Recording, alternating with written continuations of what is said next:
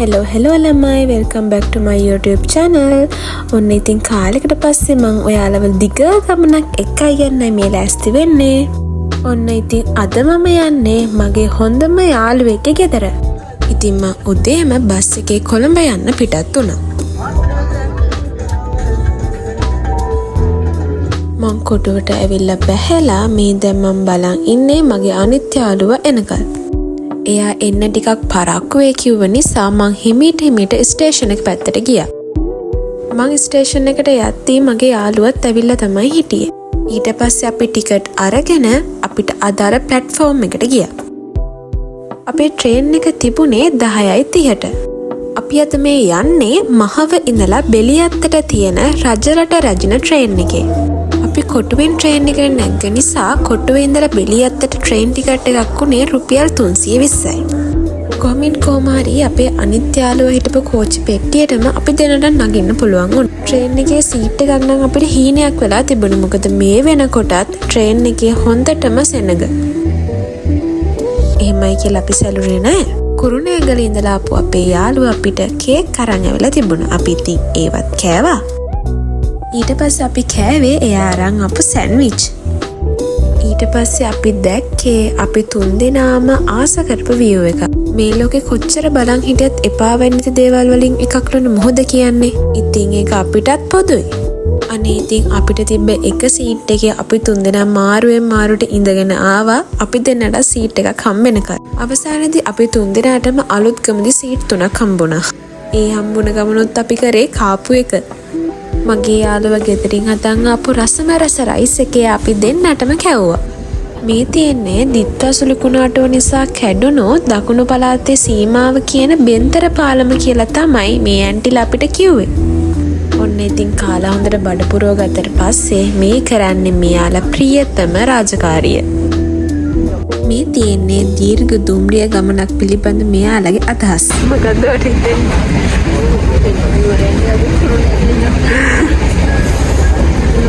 කොළඹ කොටුවේ ඉඳලා බෙලියත්තට පැය 4ක් කියලා ගමන Google එකේ පෙන්නුවට ඇත්තටම ඊට වඩා වෙලා ගියා. ට්‍රිප් එකක් යනවා වගේ නෙමෙයි, මේ වගේ කෝච්චි එක මෙච්චර වෙලා අපි ගමන් කරපු පළවෙනි වතාව මේ. පේනවනේ මෙයාලගේ තියෙන මහන්සි පාට. ඊට පස්සේ ට්‍රේන් එකේ එන්ජින් මාරු කරන්න ගාල්ලේ ටික වෙලාවක් නතර කරලා තිබුණා. ඒ වෙලාවෙත් අපි ගිහිල්ලා සෝයා අයිස්ක්‍රීම් අරගෙන ආවා. ආයෙමත් ගාල්ලේ ඉඳලා ගමන පටන් ගත්තට පස්සේ අපි ගත්ත සීනි මොරොකු ටික කාපු එක. ආයෙත් ඉතින් සුපුරුදු පරිදි දීර්ඝ ගමන පටන් ගත්තා. ඊළඟට අපි කෑවේ අපි ගත්ත මොරොක්කු ටික. මාතර ස්ටේෂන් එකෙන් පස්සේ ට්‍රේන් එකේ හිටපු සෙනඟ භාගයක්ම අඩු වුණා. ඉතින් මේ දෙන්නගේ ආසාවට අපි ගියා ට්‍රේන් එකේ දොර ගාව.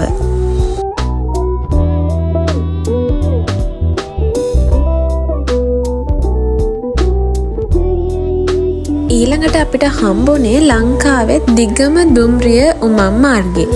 ඔන්න ඉතින් බලන්නකෝ උමග ගස්සේ යද්දි මගේ යාළුවෝ දෙන්නගේ වැඩ.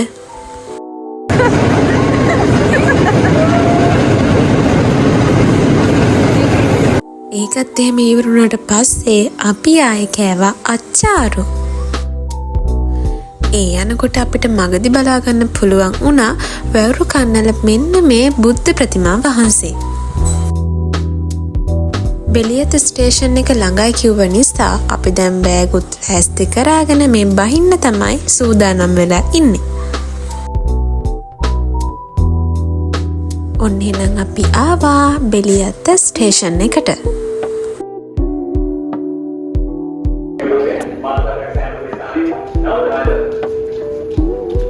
ඔක්කොටම කලින් ෆොටෝ එකක් ගහලා ඉන්න එපයි. ඔන්න ඉතින් අපේ කට්ටිය මේ යන්නේ ඒ වැඩේ කරගන්න. පේනවනේ ඉතින් ප්‍රථම රාජකාරිය කරන හැටි. ස්ටේෂන් එකෙන් එළියට ඇවිල්ලා අපිට ආය බස් එකක යන්න උවමනාවක් තිබුණා. අපි ඉතින් මේ පැත්තේ පාරවල් දන්නේ නැති නිසා අපි වීල් එකක ගියා බස් ස්ටෑන්ඩ් එකට. ඔන්න අපි දැන් මේ ඇවිල්ලා ඉන්නේ බෙලියත්ත බස් ස්ටෑන්ඩ් එකට. ඒ වෙනකොට බස් එකක් ඇවිල්ලා තිබුණෙත් නැති නිසා අපි ගියා අපේ යාළුවා ගෙදරට බඩු ටිකක් අරගන්න. ඉතින් අපි තුන්දෙනා ෆුඩ් සිටි එකට ගිහිල්ලා ගෙදරකට ඕන වෙන පරිප්පු සීනි වගේ පොඩි පොඩි බඩු ටිකක් අරගත්තා අපේ යාළුවාගේ ගෙදරට අරගෙන යන්න.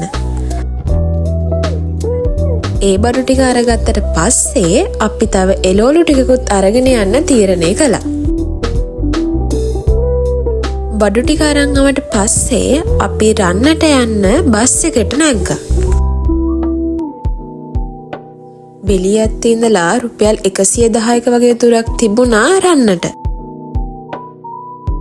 ඔන්න ඉතින් අපි ආවා රන්න බස් ස්ටෑන්ඩ් එකට.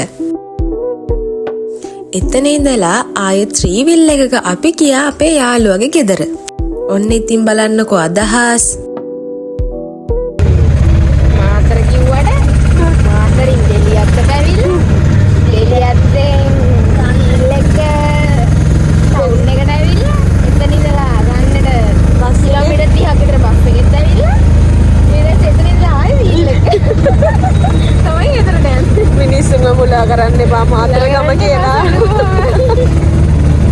ඔන්න ඉතින් කොහොමින් කොහොමරි පහමාර විතර වෙනකොට අපි යාළුවගේ ගෙදරට ආවා.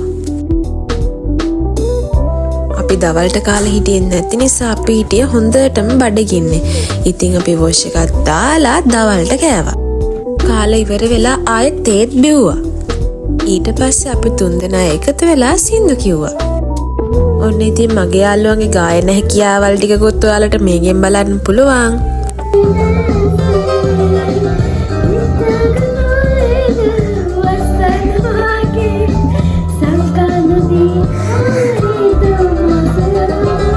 ඔන්න ඉතින් මේ ඉන්නේ අනිත් ගායිකාව.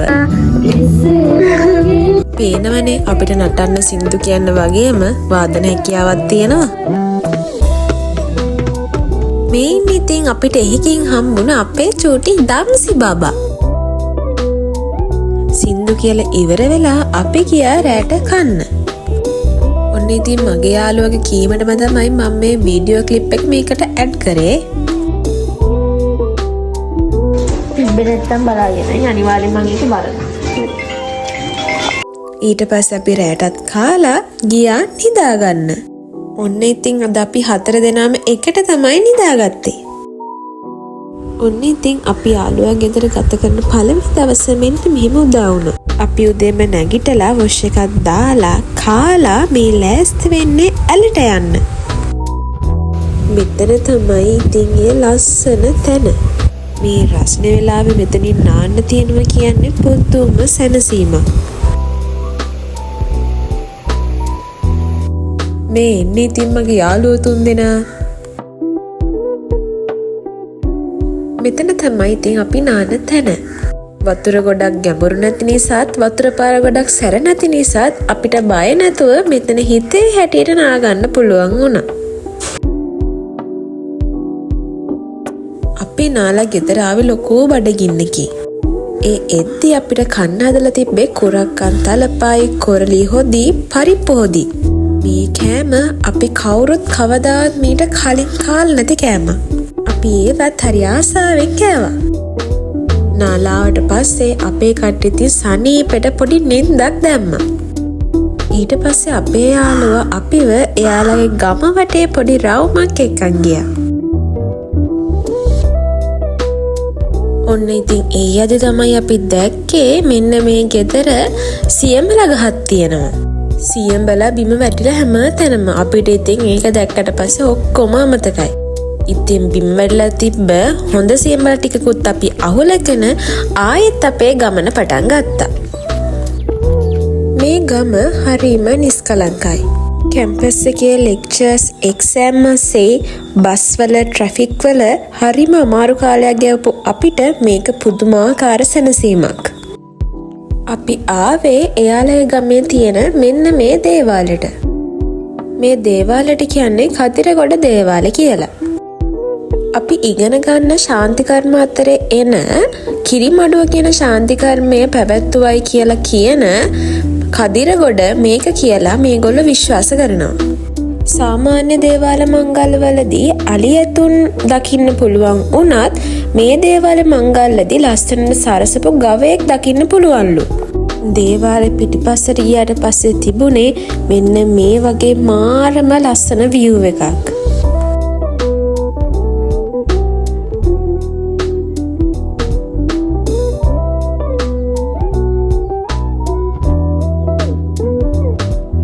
එහෙම ලස්සන view එකක් තියද්දී TikTok එකක් නොකර කොහමද? ඉතින් අපි තුන්දෙනා පොඩි TikTok එකකුත් කරා. දිල්හාර කියන මගේ TikTok page එකට ගිහිල්ලා like කරන්නත් අමතක කරන්න එපා. ඊට පස්සේ ඉතින් අපි ආයෙත් ගෙදර යන්න පිටත් වුණා. අපි ගෙදර ආවට පස්සේ තේ බීලා රෑ කෑම හදන්න උදව් වුණා. රෑ කෑමට තිබුණේ ආප්ප. අපිත් ආප්ප හදන්න උදව් වෙලා ආප්ප කාලා නින්දට ගියා. ඔන්න ඉතින් අපි යාළුවා ගෙදර ඉන්න දෙවෙනි දවසත් පටන් ගත්තා. අපි එක දවසින් එන්න හිතාගෙන ගියාට එයාලා අපිට යන්න නම් දුන්නේ නැහැ. අපි උදේ නැගිටලා වොෂ් එකක් දාලා උදේට කිරිබත් කෑවා. ඊට පස්සේ අපේ යාළුවා අපිව එක්කන් ගියා එයාලගේ නන්දලා ගෙදර. ඒ ගෙදරින් අපි සියඹල කඩාගත්තා. කොච්චර සියඹල හැදිලාද කියනවා නම් අපි සියඹල කඩාගත්තේ අතින්. පේනවනේ ඉතින් සියඹල ගොඩ. මේව තමයි කටට කෙල උනන වීඩියෝස්. අපි සියඹල හොලන් ගෙදරවට පස්සේ ආයෙත් ආප්ප කාලා තේ බිව්වා. ඊට පස්සේ දවල්ට කෑවා. ඇත්තටම කිව්වොත් මෙහි ඇවිල්ලා අපි වැඩිපුරම කරේ කාපු බීපු එක. ඊට පස්සේ අපි මේ ලෑස්ති වෙලා ආවේ බීච් එකට යන්න. ඔයාලට ඉතින් මේ පේන්නේ අපේ කොට යහළුවා බයික් එක පදින්න උත්සාහ කරන විදිහ. අපි ඔක්කොම බීච් එකට යන්න පිටත් වුණා.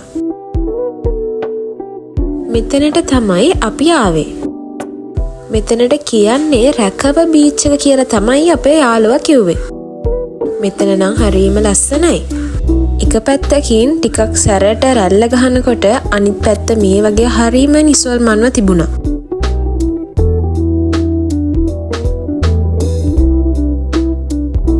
කොහෙ ගියත් ඉතින් මෙයාලගේ ප්‍රථම රාජකාරියේ ෆොටෝ ගහන එකනේ. මේ ඉතින් ඒක කරන ගම.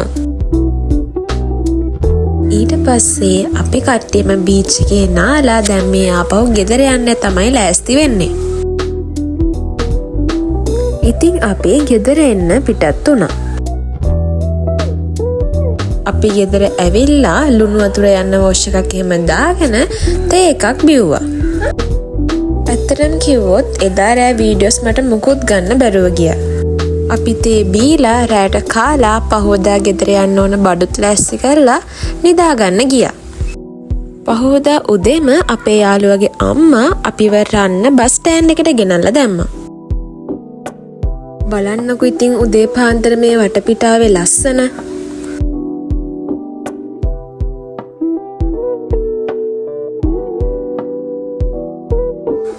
කොහොම හරි මේ ගමේ ගෙවුණු ලස්සන දවස් දෙක ඉවර කරලා අපි අපේ ගෙවල් වලට එන්න පිටත් වුණා.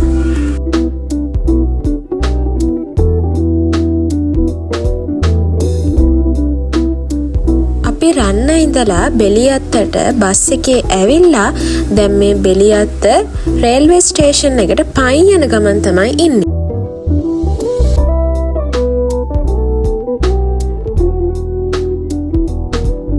ට්‍රේන් එක 9:05ට කියලා තිබුණත් අපි 8 වෙනකොට ස්ටේෂන් එකට ගියා.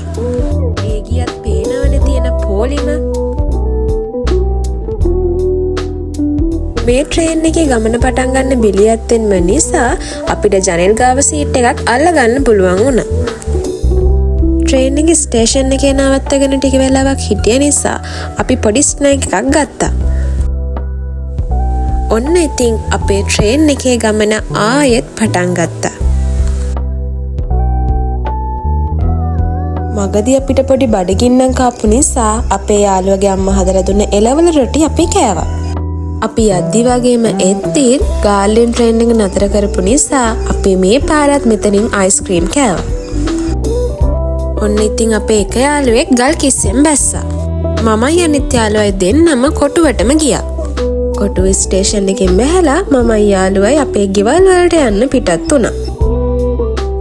කොටුවේ ස්ටෑන්ඩ් එකෙන් ආයෙ බස් එකේ නැගලා මං ඔන්න මගේ ගෙදර යන ගමන් තමයි මේ ඉන්නේ. ඔන්න එහෙනම් ළමයි මාත් ගෙදර ආවා. එහෙනම් අපි ආයෙ අලුත් vlog එකකින් හම්බෙමු. Thanks for watching. Bye bye.